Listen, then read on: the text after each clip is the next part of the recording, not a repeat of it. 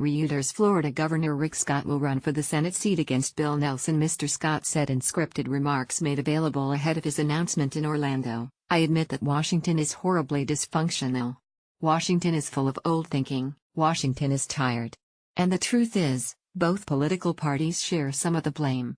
They've tried a lot of things, it just didn't work. But I will not accept the idea that we can't change Washington."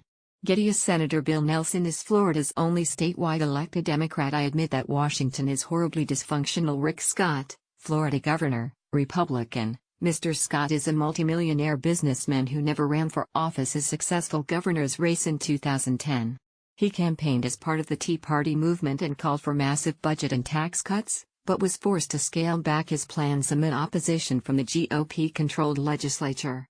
He also changed his hardline positions on immigration. Mr. Scott is leaving office due to term limits, and had been urged to challenge Nelson, Florida's only statewide elected Democrat, by President Donald Trump. Democrats have been anticipating his move for months and have ramped up their criticism, noting that Mr. Scott had been forced out as chief executive of Columbia HCA amid a federal fraud investigation.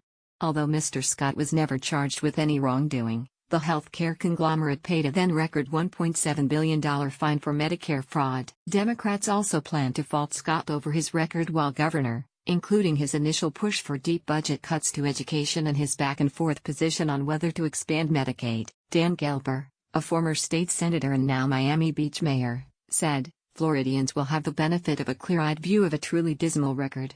Floridians won't forget the damage Rick Scott's self-serving politics have done those last 7 years, no matter how he tries to change his spots and obscure his record." Reuters. Governor Rick Scott is leaving office due to term limits. Mr. Scott's record on gun laws earned him an A+ rating from the National Rifle Association before the killings of 17 people at a Florida high school this year.